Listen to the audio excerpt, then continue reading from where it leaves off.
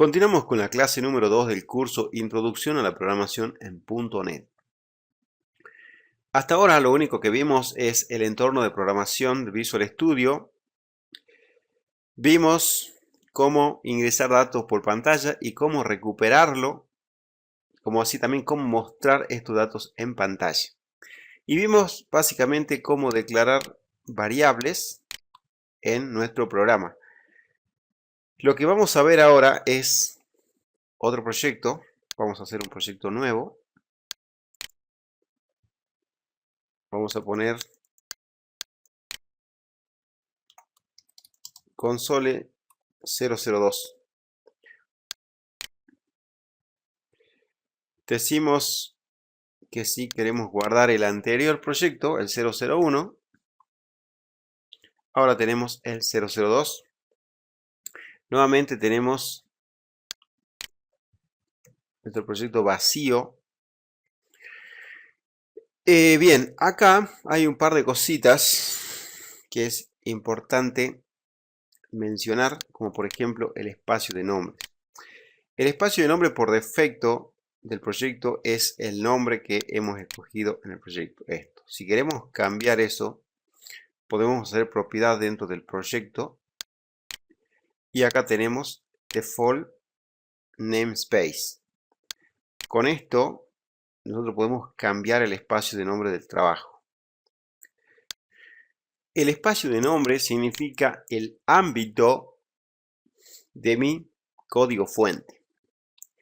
Es decir, que dentro de este espacio de nombre yo voy a tener todas mis librerías y mis clases. ¿Ok? Si yo declaro un nuevo archivo, una nueva clase, por ejemplo, vamos a crear una nueva clase. Vamos a ponerle, por ejemplo, clase test. Vamos a salvar. Y por defecto, este clase test tendrá un espacio de nombre console2. Y si esto le ponemos public, es decir, que esté accesible para otras clases, aquí yo voy a tener acceso a clase test. ¿Por qué? Porque estoy dentro de mi espacio de nombre console2 y este también está dentro de console2. Si esto le cambiamos console2 y le ponemos console test, otro espacio de nombre, esto ya no ve clase test. Ya no lo ve. ¿Por qué? Porque está fuera de ámbito, está en otro espacio de nombre. Para utilizarlo, lo que tendríamos que hacer es hacer using console test, que es el otro espacio de nombre que tiene esto. Entonces, ahora sí estaríamos habilitados para usar la clase test. Entonces ya lo vemos. ¿Por qué? Porque hemos incluido el otro espacio de nombre. Ok, entonces, por eso dentro de un mismo proyecto es conveniente tener todo dentro del mismo espacio de nombres para no tener problemas. Entonces todos se ven a todos. Clase test.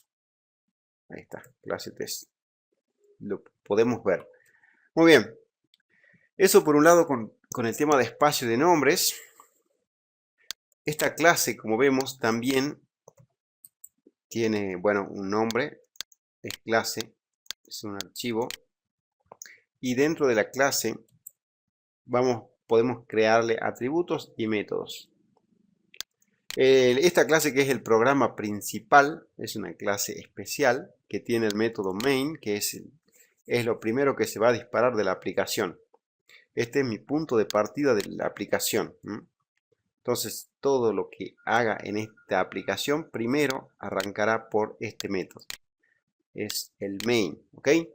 En Java, los que trabajaron en Java seguramente ya conocen esto, el método main. Bien, vamos a ver cómo definimos una variable, cómo se definen las variables. En C# lo primero que se utiliza para definir una variable es poner el tipo de datos. Primero tenemos que decir el tipo de datos, es decir, por ejemplo, acá vamos a ir con ejemplo directamente. porque es más fácil. Si quiero definir un integer DNI, tengo que definir el integer y poner, bueno, un nombre, por ejemplo, DNI, punto y coma. Ahí lo definí, pero esta variable no está siendo utilizada y en .NET las variables hay que inicializarlas. Es conveniente inicializarlas. Entonces, vamos a ponerle, por ejemplo, 0. Entonces, ahí está mi variable definida y, bueno, dice que nunca es usada porque está definida e inicializada, pero nunca es usada. ¿Ok? Entonces, por eso me muestra ese mensajito o ese señalizador verde. No es un error, simplemente es una advertencia que dice que esta variable nunca es utilizada. Bien, si quiero definir un string, una cadena, tipo cadena, vamos a definir string. Ponemos el tipo y ahora ponemos mi cadena. Y vamos a inicializarla también. Esto sería texto example. Por ejemplo, un texto example también está declarada e inicializada, pero nunca es utilizada. Otro tipo de dato es el tipo de dato flotante, es decir, con decimales. Es double y vamos a poner, por ejemplo, mi promedio y va a ser 9.8 o 9.9, como quieran. Entonces estamos definiendo, inicializando las variables. Vamos a definir otro string acá. Por ejemplo, otra cadena. Y vamos a poner más texto. Ejemplo. Punto y coma. Toda sentencia en C# termina en punto y coma. Acá. Ahí se me fue. Bueno. Otro tipo de dato es booleano. Por ejemplo, bandera igual a true. Voy a inicializarlo en true. Otro tipo de dato son, bueno, ahora vienen las colecciones, los arreglos. Por ejemplo, para hacer un arreglo, primero tenemos que definir el tipo. Si queremos de tipo string, un arreglo de string sería string, corchete, acá pone mi colección igual a new string. Y acá hay que especificar de cuánto tiene que ser el tamaño. Esto es obligatorio. Ponerle de, bueno, no tanto, sino de 5. Entonces ya tengo una colección donde voy a poder ingresar datos. Por ejemplo, mi colección en todas las posiciones disponibles, que son 5, 0, 1, 2, 3 y 4. ¿Y qué puedo ingresar? Solamente string. Por ejemplo, vamos a poner pomelo. Eso en la posición 0. En la posición 1 vamos a poner naranja. Y por último, en la posición 4, las posiciones empiezan desde 0. Por tanto, si tengo una colección de 5 elementos, 0, 1, 2, 3, 4, tengo cubierto esos elementos. Entonces, otro va a ser... Bien, amigos, vamos a poner esto que sea manzanas. En la posición 2 y 3 estarían nulo, vacío, porque no lo hemos inicializado. Pero así se trabaja con las colecciones. Entonces, para declarar una variable, todo esto son variables. ¿Dónde viven estas variables? Solamente viven dentro de este método. No viven fuera. Si me salgo de este método y creo otro método, si me creo otro método, por ejemplo, public void. Void significa que es un procedimiento, por lo tanto no va a devolver ningún resultado, sino que bueno, simplemente va a procesar, va a hacer algo, pero no va a devolver resultado. Método ejemplo. Voy a recibir parámetro. Aquí no tienen incidencia, no tienen vida las variables declaradas arriba. Por ejemplo, si quiero poner mi cadena, no existe. Pero más abajo, si quiero utilizar mi cadena, sí existe. Tienen vida dentro de este método declarado. Vamos con las estructuras de control. Por ejemplo, el if funciona así. If, palabra. Y acá va una condición booleana. Por ejemplo, si bandera, que es justamente un booleano, vamos a hacer algo. Y por el else, sería el si no se cumple esta condición, vamos a hacer otra cosa. Ok. Aquí también tengo acceso a todas estas variables porque están definidas arriba. DNI igual a, por ejemplo. Y por el else, DNI va a ser igual a así. Bueno, un ejemplo de texto, ¿no? De veras numérico. Esto sería la condición para el booleano. Esto también podría obviarse los paréntesis, ya que es una única sentencia. Esto es válido. Puedo sacar las llaves, ya que voy a hacer una única sentencia, pero siempre mejor dejárselo porque en el futuro pueden querer agregar una nueva línea y se le va a producir un error. Muy bien, esto sería mi estructura de control. Tener en cuenta que en C# las mayúsculas y las minúsculas son importantísimas, ya que este lenguaje es sensible a las mayúsculas y a las minúsculas. Por ejemplo, si yo pongo DNI mayúscula igual a... Es un error, no lo reconoce. Si no existe esta variable, porque en realidad es DNI con minúscula. Eso sí existe. ¿Ok? Tener en cuenta eso muy importante. Muy bien. De esta forma hacemos un if. Acá podríamos preguntar si igual a true. Igual. Esto se pregunta igual. Es exactamente lo mismo porque esto ya era un booleano. Ya era true. En este caso porque estaba inicializado en true. Pero si hacen esto no va a haber diferencia. ¿Cómo sería si no es verdadero, si es falso? Entonces sería esto igual a false. Igual a false, hacen esto y por el else hace el otro. O bien pueden hacer distinto de true. Distinto de true. Es exactamente lo mismo. Acá pueden jugar ustedes. O bien pueden negar esto, lo que venga negado.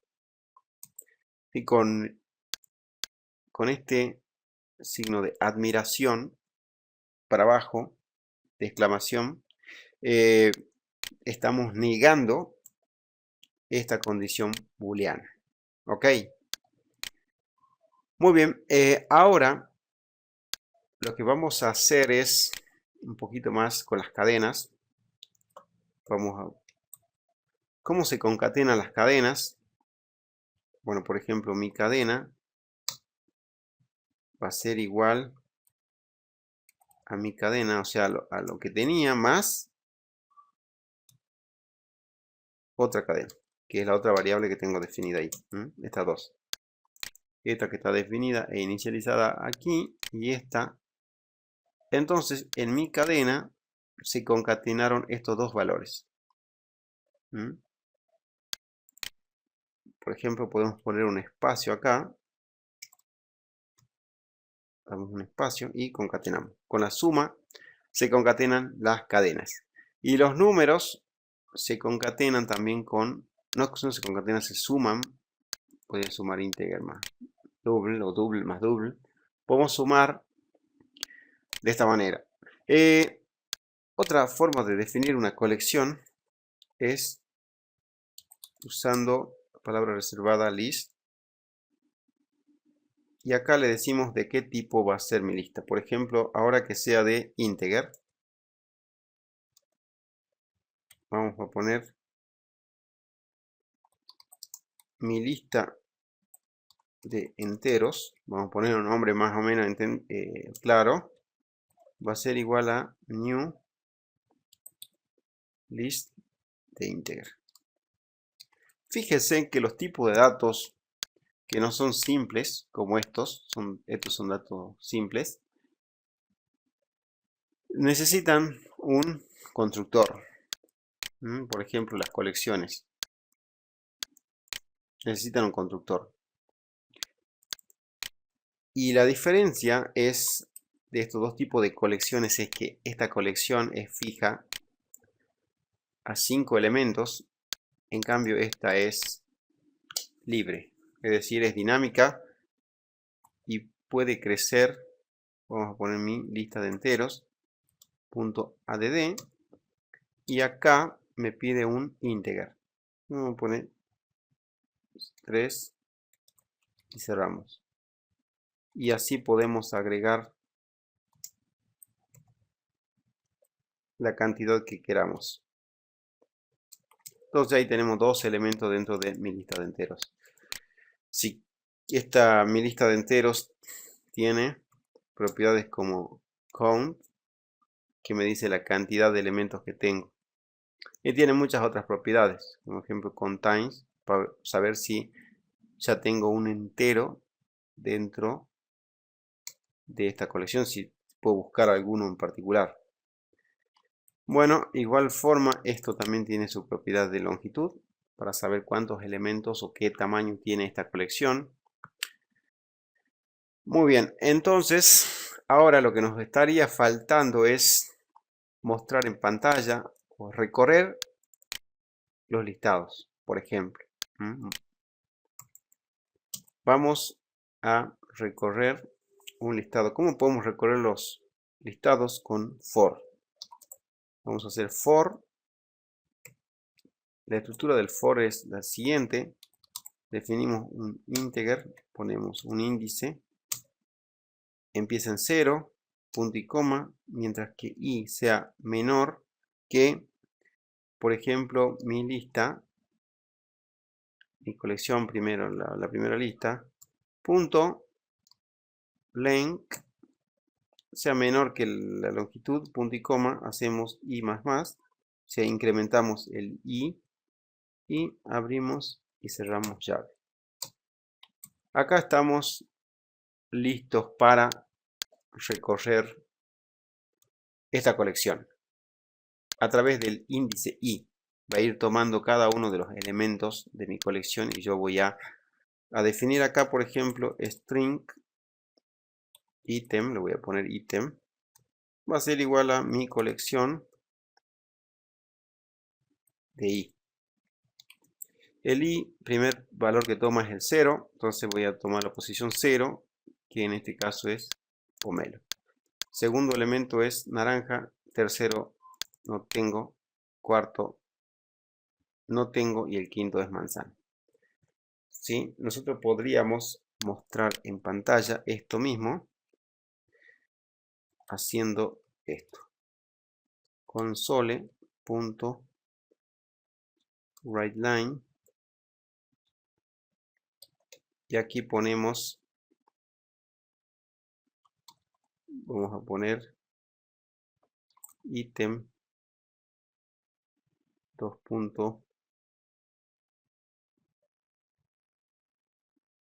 Acá vamos a poner 0. Vamos a hacer así. 2 puntos. Y acá vamos a poner i Acá vamos a poner 1. Acá vamos a poner ítem. ¿Qué es lo que hice acá? Simplemente he armado una cadena que tenga un valor ítem. Este valor se va a reemplazar por el primer elemento. Por el primer elemento puesto a continuación aquí. Y el segundo por el segundo. 1 y 1. Esto se llama format. Es parte de la función format del string, en el cual yo puedo armar de antemano mi cadena con la estructura, con los datos que yo quiero, y ponerle algunos indicadores para decir yo este lo voy a reemplazar por algo y esto lo voy a reemplazar por otra cosa. Entonces a continuación se ponen los valores a reemplazar. Tener en cuenta que arrancan en 0, continúan 1, 2, 3. Si tengo 3 valores a reemplazar, tengo que pasarle también el tercer valor. 1 a 1, si no me va a producir un error. Vamos a ver cómo se muestra esto en pantalla. Vamos a detener el console.readKey. Veamos. Ítem 0 pomelo, ítem 1 naranja, 2, 3 nada, manzanas, el último. Y terminó. Si yo no quisiera, por ahí no entendieron esto y ustedes quisieran hacerlo del modo convencional, del modo común, sería de la siguiente manera. Tendrían que sumar cadenas aquí y acá iría el i.toString más 2 acá 2 acá iría más ítem, y esto ya no iría. Fíjense lo que hice. Ítem, le sumo esta cadena a un espacio, 2 espacio, y pongo ítem. Entonces si yo corro, esto da el mismo resultado. ¿Cuál es más sencillo, más fácil de implementar? Me parece el primero. Muy bien. De esta forma se recorre una lista. Otra forma de recorrer la lista es utilizando el for each. For each. ¿Cuál es la estructura del for each? Se pone, bueno, for each, y ahora va un tipo de dato que es de la colección. Por ejemplo, vamos a recorrer la segunda lista, o la primera, la misma. Vamos a poner entonces acá string. Acá ponemos cad. Y acá tengo que poner in mi colección. Ahí está, eso es todo. Es decir, dentro de mi colección voy a ir obteniendo cada uno de los elementos en esta variable cad. Entonces esta cad va a ir teniendo valores de cada uno y cada vez que entre yo puedo operar con ese elemento. Entonces lo que voy a hacer es exactamente lo mismo. Como yo voy a utilizar esto directamente. Acá no tengo un índice. No tengo un índice, por lo tanto, acá voy a poner simplemente 0. Y acá voy a poner cad, que es el valor. Entonces, si yo recorro esto, voy a tener lo siguiente. El primero funciona, el segundo también funciona, pero fíjese que el segundo no tiene un indicador. ¿Se le puede poner un indicador? Claro que sí. Vamos a declarar acá un int k igual a 0. Y entonces, ahora sí, vamos a ponerle 1. Y acá vamos a ponerle k. Entonces k arranca en 0. Y cada vez que muestre, k se va a incrementar en 1. Hacemos k más. K empieza en 0, ítem se va a reemplazar por K0, el 1 se va a reemplazar por K, el primer elemento. Cuando entra de nuevo, K ya se incrementó en 1 y el CAD va a tomar el siguiente elemento, pero no por el K. Esto sí o sí va tomando uno a uno los elementos. ¿Sí? El K es simplemente para mostrar este ítem aquí, que lo puedo poner o no. Entonces, vamos a correr. Esto no vamos a mostrar. Vamos a comentar. El comentario es doble barra. Entonces, vamos a ver. Ahí está, ¿ven? Es exactamente lo mismo. Ítem 0, 1, 2, 3 y sus valores. De esta forma podemos recorrer colecciones. Estas son formas de recorrer incondicionales. ¿Sí? Estas van desde principio a fin. Yo podría abortar un ciclo con la sentencia break.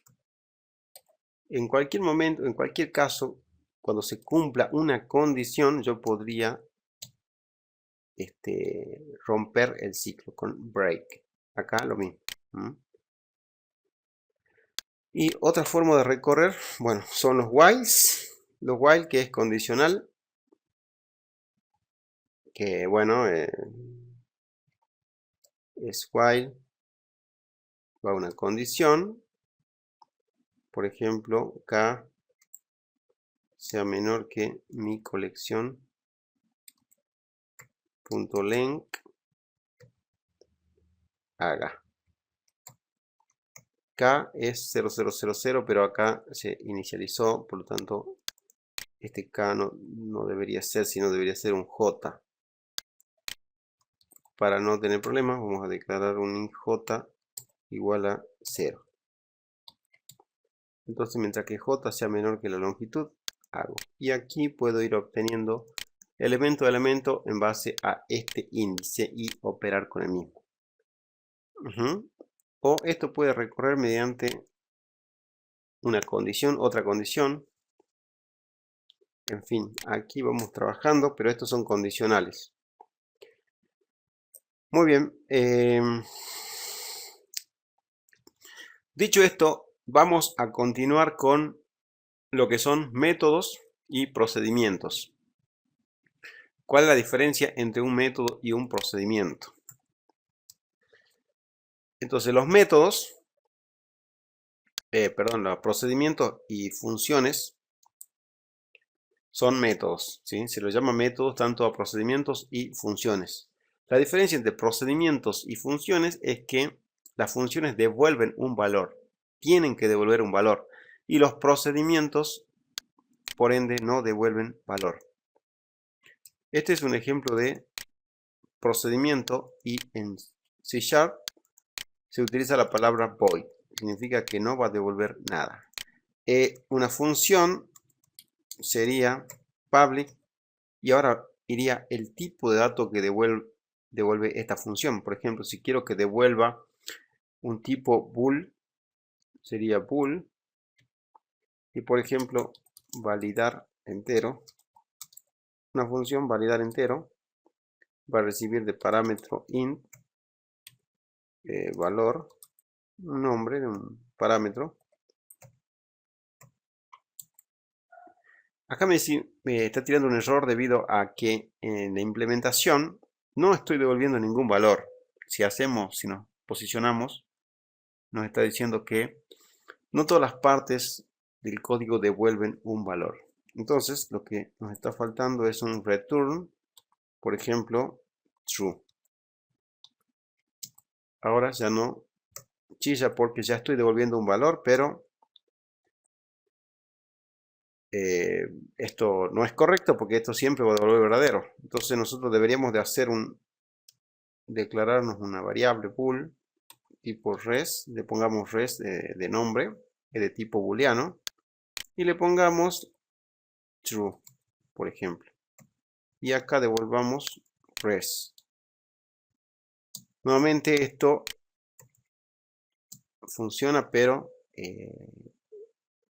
no es no está implementado en sí el método. Tenemos que validar esto como integer. Entonces lo que vamos a hacer es, vamos a poner un try catch. De paso vamos a aprender el try catch. En realidad esto debería ser un string. Un string que yo estoy queriendo probar si es un entero. Y esta función me valida eso. Esto sería un string que viene a esta función y que me va a devolver si esto es convertible a entero, me va a devolver un verdadero, y si no, me va a devolver un falso. Entonces el try catch funciona de esta manera. ¿Qué significa try catch? Los try catch se utilizan para manejo de excepciones.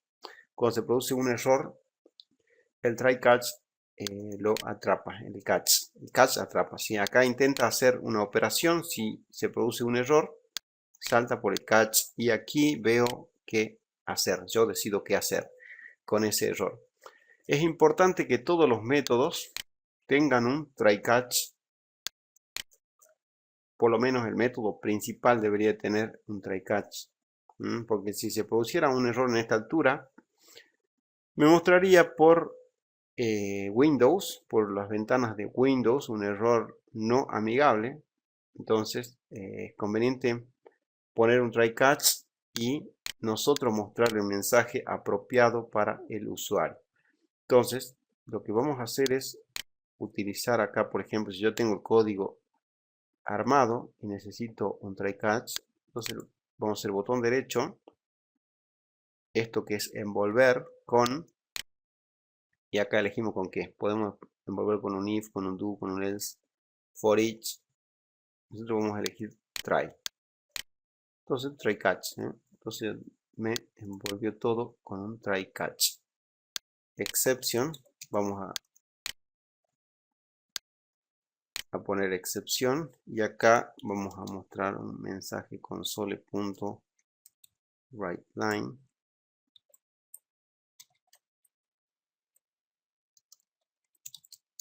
Se produjo un error inesperado.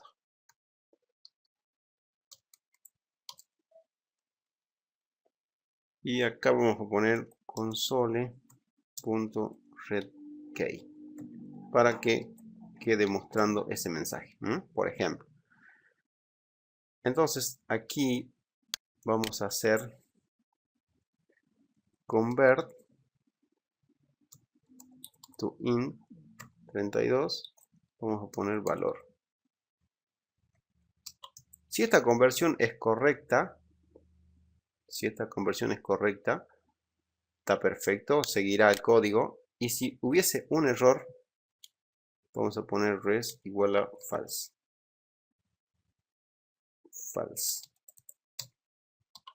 Y al final devuelvo res. Entonces voy a devolver false. Vamos a probarlo. Vamos a probar esto. Todo este código, toda esta declaración que hice como ejemplo para indicarles cómo usar colección, lo voy a comentar. En realidad, bueno, voy a comentar a partir de aquí, de la bandera en adelante. ¿Sí? Cómo se comenta varias líneas con esto. Ahí se comenta. Comentamos, o bien pueden utilizar las teclas calientes, que sería control KC. Control KC comenta y control KU descomenta. Muy bien, entonces esto está comentado y es más, de paso vamos a aprender a utilizar lo que se llama una región. Código ejemplo.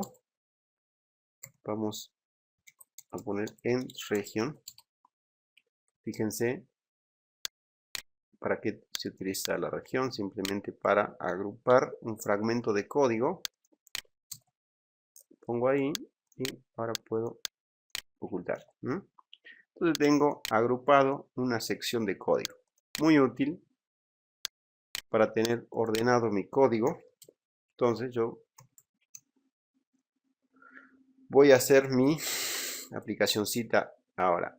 Bien, lo que tenemos que hacer es utilizar esta función. Es una función porque devuelve un tipo de dato. En este caso devuelve un booleano. Si quisiera que devuelva un integer, cambio a integer. Si quisiera que devuelva un string, pongo string. En fin, lo que ustedes quieran que devuelva la función, deben definirlo aquí. Entonces, lo que vamos a hacer es, por ejemplo, vamos a mostrar en pantalla console.readline, verificar, ¿cómo es validar? ¿Cómo se llama la función? Validar entero. Yo voy a poner acá validar entero y voy a poner bien. Acá no me lo está tomando y es porque esta variable no está declarada, este método no está declarado como estático. Ahora sí. Ahora sí voy a poder ver esto.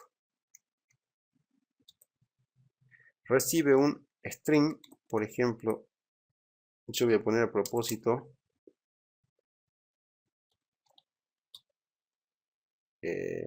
acá termina la función y termina el console. Entonces esto me va a devolver verdadero o falso, que es lo que se va a imprimir en pantalla. En este caso se va a imprimir falso. Veamos. Hay un error. Bien, acá falta un punto y coma. Bien, ahí está, ahora sí. False. Estoy viendo falso porque intentó convertir el valor pasado al método que aquí le estoy pasando algo que no es entero. Si le saco esto sí es convertible, entonces true. Ok, entonces de esta forma yo estoy obteniendo un valor. Es más, podemos hacer lo siguiente, podemos declarar aquí un bool, no declarar, ya tenemos un bool que es bandera. Entonces podemos poner aquí bandera igual a y pegamos. Esto devuelve un booleano, si lo asignamos a esto y acá mostramos bandera. Entonces va a mostrar exactamente lo mismo true. Bueno, acá me falta el punto y coma. Va a devolver true. ¿Okay? Esto es un ejemplo de una función. Entonces una función, vemos que definimos una variable dentro de la función. Esta variable vive solamente dentro de esta función. ¿Ok? En cambio, un procedimiento no devuelve valor. Lo mismo hay que definir como static. ¿Por qué definimos estático? Los métodos estáticos se pueden utilizar sin instanciar la clase. Ok, eso es. Entonces por eso esto lo puse estático. Y lo puedo utilizar sin instanciar la clase. Bien. Ok, doble punto y coma, no interesa.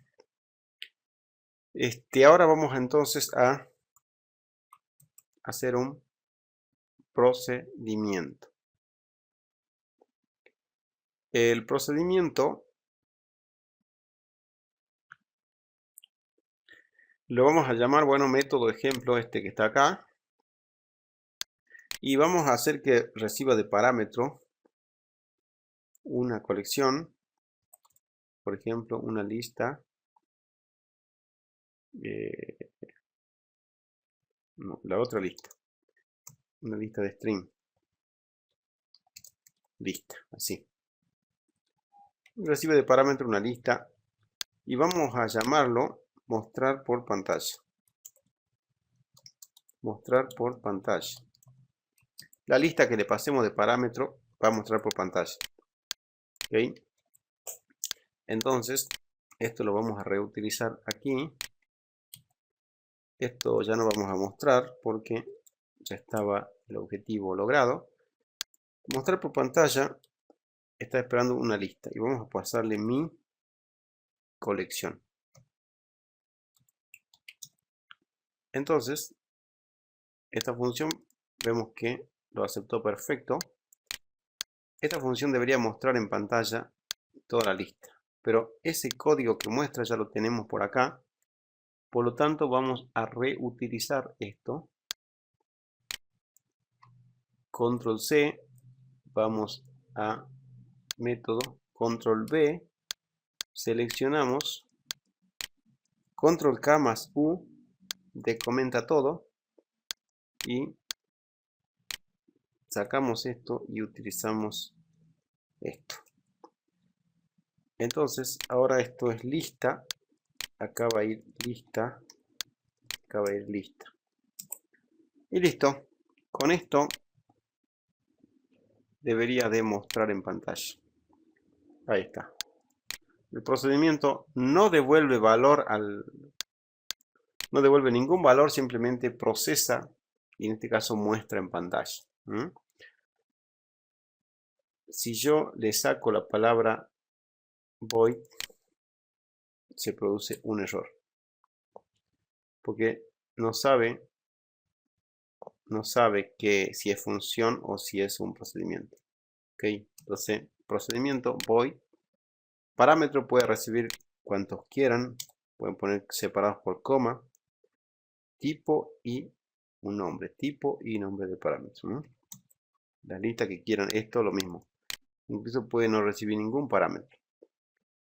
Bueno, entonces con esto espero que haya quedado claro lo que es procedimiento, lo que es una función. Bueno, ya vimos cómo declarar una variable. En la próxima clase vamos a ver ya directamente lo que son clases. Cómo definir clases, métodos de las clases, atributos, constructores. Tal vez algo de herencia. Y después, bueno, vamos a hacer una librería con las clases y vamos a utilizarla desde distintas aplicaciones. Bueno, nos vemos en la siguiente clase. Saludos.